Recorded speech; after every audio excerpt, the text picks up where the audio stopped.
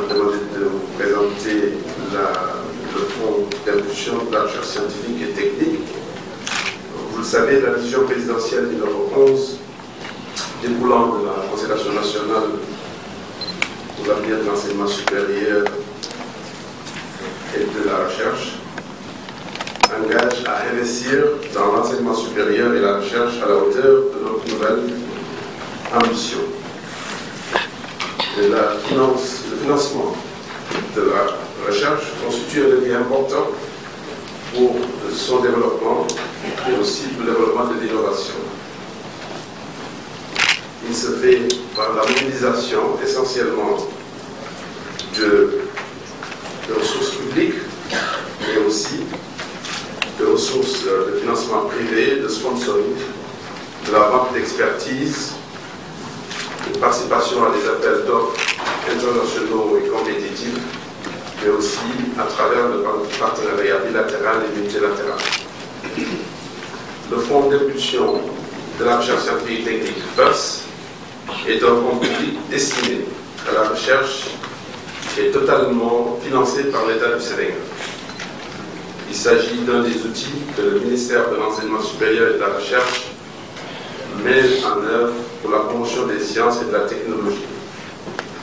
Il est destiné à soutenir financièrement et techniquement, par la mise à disposition de subventions, des projets de recherche élaborés par des équipes appartenant à une ou plusieurs institutions ou des projets individuels.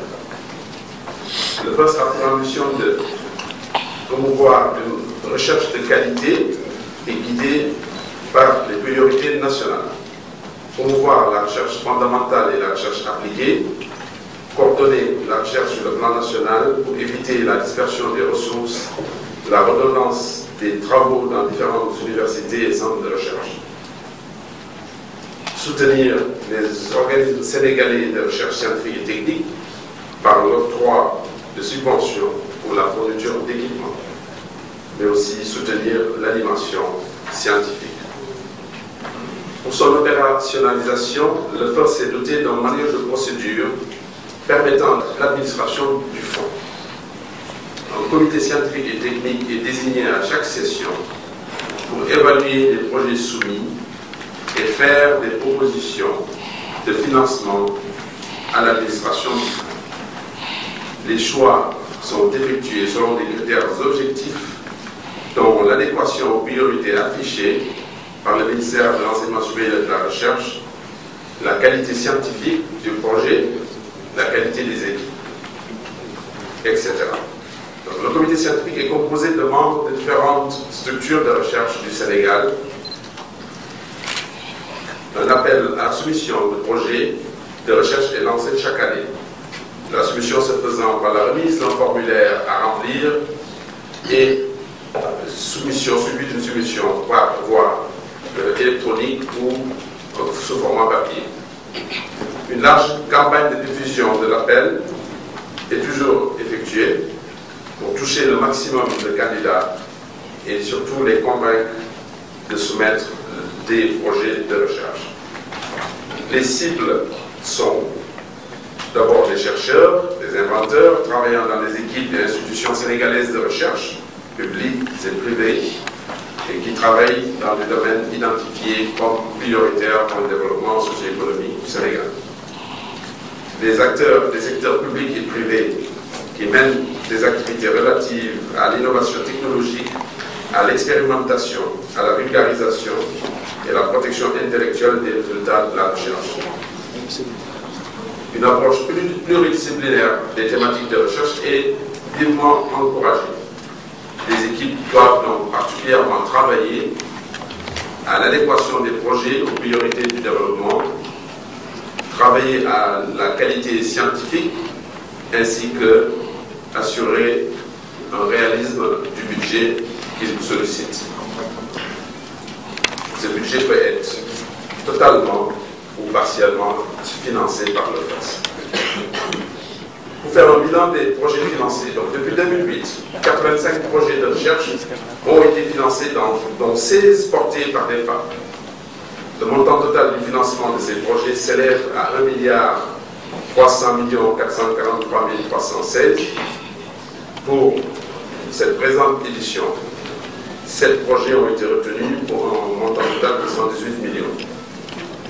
Bien entendu, cette somme, ce montant, n'est pas anodin, car il résulte de la volonté du comité de sélection, du comité scientifique, d'exiger une qualité totale des projets, mais également il résulte de leur choix d'assurer un financement minimum qui permet au projet de pouvoir se réaliser totalement. Le bilan des projets financés pour cette année est d'un montant de 118 millions au total. Les perspectives. La mission affichée par le FIRST est d'augmenter de manière significative le nombre de projets financés par année, pour les années à venir, d'augmenter également l'enveloppe qui est dédiée au financement direct des projets, de former plus de jeunes chercheurs au montage et donc à une culture de rédaction de projets de recherche, coordonner les activités de recherche en mutualisant avec les fonds ou les autres fonds existants et les autres initiatives internationales, bilatérales ou multilatérales. Assurer le suivi des projets financés, rechercher des ressources additionnelles au niveau national et international. Dans les perspectives, nous devons également renforcer et former le personnel chargé d'administrer les fonds. Le FIRST reste donc et cependant limité, et on le sait, pour répondre aux besoins de financement de la recherche et de l'innovation de notre pays, car les ambitions sont énormes, et c'est ainsi que pour permettre à la recherche de jouer son rôle de moteur du développement économique et social du Sénégal, la décision présidentielle numéro 8 relative à l'enseignement supérieur et à la recherche a demandé la création du Fonds national de la recherche et de l'innovation en remplacement du Fonds d'impulsion de la recherche scientifique et technique, donc le FIRST. Ce fonds devrait donc voir bientôt le jour. Les services du ministère de l'Enseignement supérieur y travaillent et très bientôt les travaux seront ouverts aux différents chercheurs, aux différentes structures de recherche, mais également aux partenaires au développement. Donc, ce fonds devrait correspondre davantage aux nouvelles orientations des politiques de recherche et d'innovation et au nouvel écosystème de la recherche nationale, qui est marqué par la création de la Cité du Savoir et des différentes composantes de la plateforme mutualisée d'appui à la recherche et à l'innovation pour les réponses. Monsieur le ministre, Mesdames, Messieurs, je vous remercie de votre attention.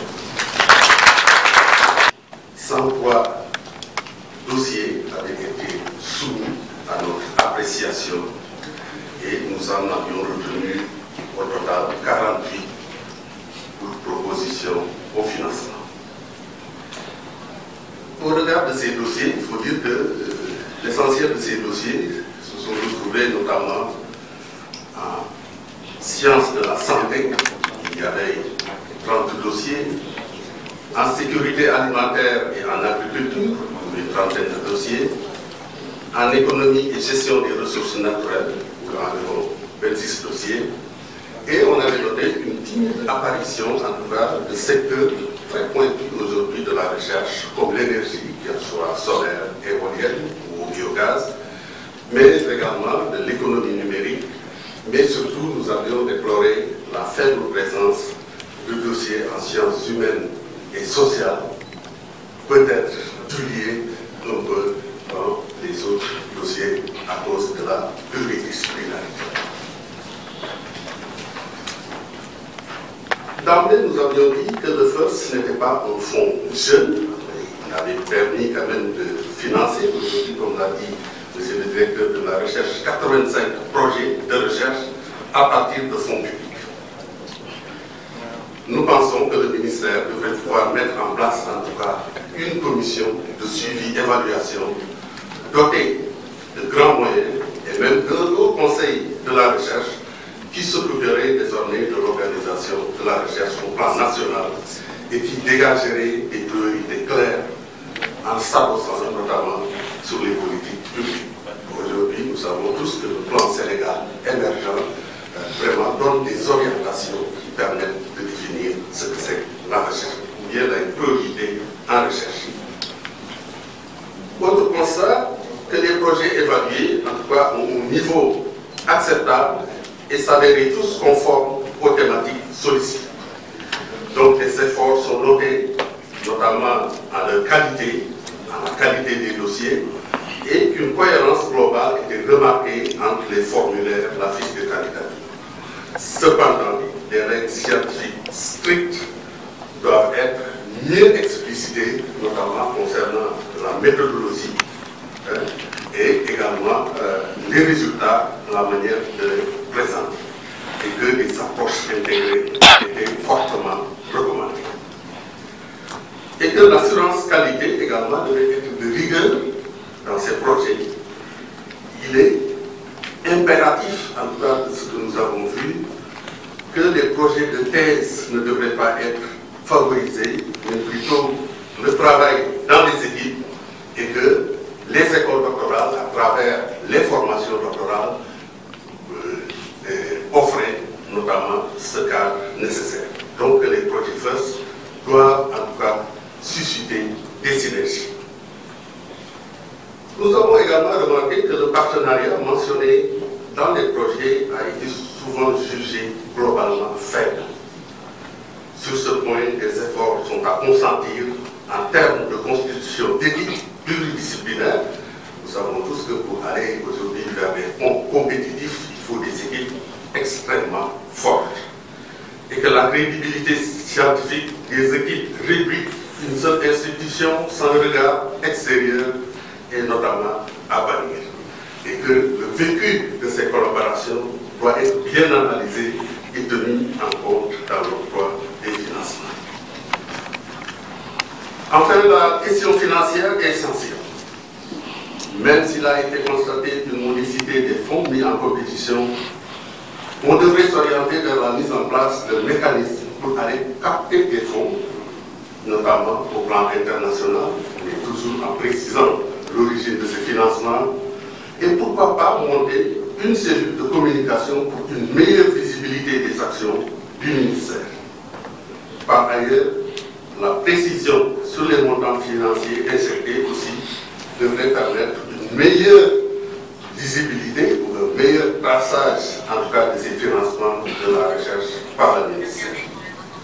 Et une attention particulière devrait être prêtée au matériel acquis dans le cadre de ces financements, et nous avons préconisé qu'il faut procéder au tapouillage systématique des équipements issus du FIRST. À la suite de ces constatations, de nombreuses recommandations avaient été formulées, donc nous savons simplement de résumer la systématisation d'un procès-verbal de sélection après l'évaluation, le suivi de l'ordre de classement, mais nous avons vu qu'il y a une autre commission qui s'occupait de cela, l'institutionnalisation d'une journée FIRST de présentation des résultats pour assurer la visibilité du programme, l'état ou le point sur l'état de mise en œuvre des projets acceptés, sur la séance précédente, peut-être ce qui va se passer tout à l'heure, et également que les performances du FIRST doivent être naturellement précisées. Les acquis scientifiques, techniques, le nombre de thèses, de publications, de brevets, de fiches techniques, donc issues de ces projets. Et il a été constaté une faiblesse dans le suivi évaluation, ce qui fait qu'il faudrait réellement aller vers un plan de suivi évaluation qui doit être désormais exigé pour l'ensemble de ces projets, avec un carnet de bord, etc., comme nous faisons en tout cas dans les projets que nous gagnons sur le plan international. Donc, un suivi systématique de ces fonds FIRST. Et pour ça, donc, il est préconisé, vraiment recommandé au ministère de mettre en place une cellule suivi évaluation. La grille d'évaluation, comme vous l'avez dit tout à l'heure, a été jugée bonne, mais elle doit viser l'excellence, répondre surtout aux normes internationales. Le niveau de la compétition doit être relevé, avec même peut-être des étapes de pré-projet, de rédaction finale et de financement. Et également, le budget doit être considéré comme un instrument de management de la ressource. Il faut budgétiser les activités, proposer un plan de décaissement de ces budgets, par exemple 30% pour démarrage, 30% après le premier rapport, etc. Il est nécessaire d'assurer le cadrage de ce financement et, comme nous l'avons dit tout à l'heure, le matériel acquis par le FERS reste bien sûr la propriété de l'institution qui doit en gérer la bonne utilisation. Également, des problèmes de propriété intellectuelle, qui est une clause à clairement définir.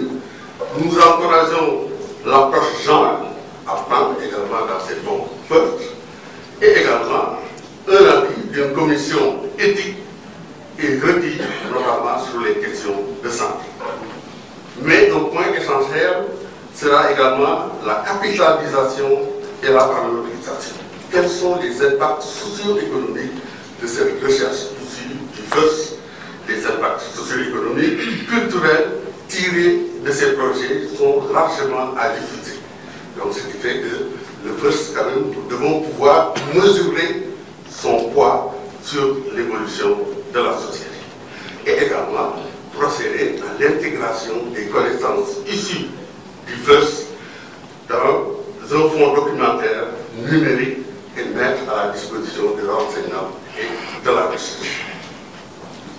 Les résultats donnent globalement satisfaction, même si vous n'avez parlé que de 7 projets qui ont été financés pour 108 millions de francs CFA. C'est appréciable.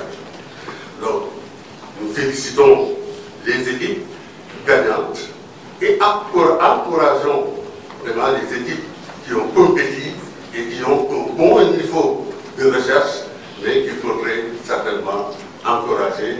Bon, la compétition et la compétition, ils se sont toujours les meilleurs qui sont pris. Tout cela donc requiert une réorganisation de la recherche, une réorientation du FERS, pourquoi pas en un fonds national souverain avec un plan stratégique, des domaines de priorité qui lui sont propres. Donc il faut être capable d'organiser ces unités de recherche, ces laboratoires et même d'arriver à les labelliser.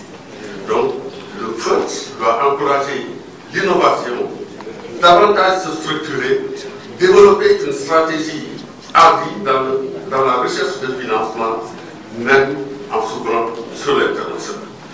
En tout cas, nous pensons que c'est tout le sens de la réorientation du ministère avec la création de la Direction générale de la recherche qui a entamé ce travail de longue durée qui nous le souhaitons plein de succès dans ce défi. Je vous remercie de votre attention.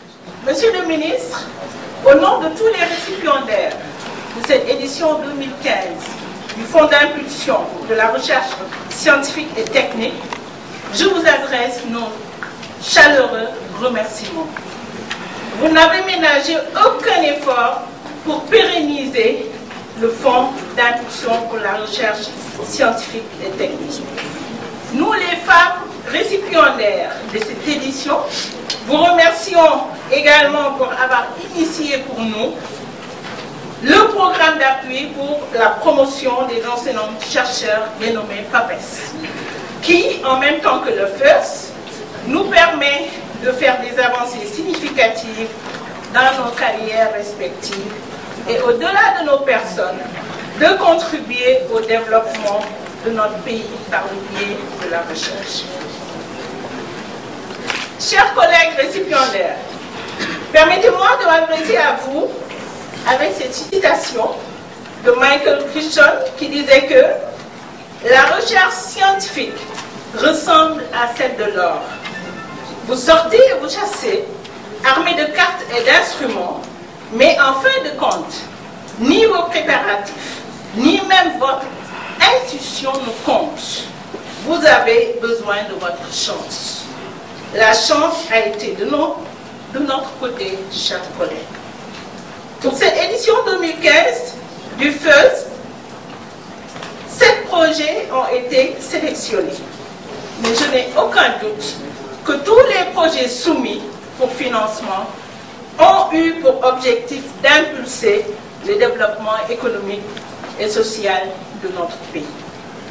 Aux collègues dont les projets n'ont pas été retenus pour une raison ou pour une autre, je renouvelle tous mes encouragements et leur demande de persévérer. Les projets qui ont été sélectionnés s'articulent autour d'objectifs de développement durable, tels que la santé pour tous, la sécurité alimentaire, l'énergie propre et la gestion des ressources naturelles. Ce sont certes des domaines prioritaires et qui méritent l'attention particulière de nos autorités politiques. Chers collègues récipiendaires, il nous revient de relever le défi d'atteindre les objectifs fixés pour chaque projet, et ceci dans le délai imparti. Nous tâcherons également d'assurer un suivi rigoureux pour que chaque projet aboutisse à des publications dans des revues scientifiques à impact factor élevé. Pour terminer, je voudrais remercier au nom de tous les récipiendaires la directrice du financement de la recherche, Madame le professeur Soukeye Diagne, pour avoir diligenté avec ténacité et perspicacité toute la procédure de sélection. Monsieur le ministre, nous vous réitérons nos sincères remerciements et espérons que les femmes seront bien représentées lors de la prochaine édition du FEUS.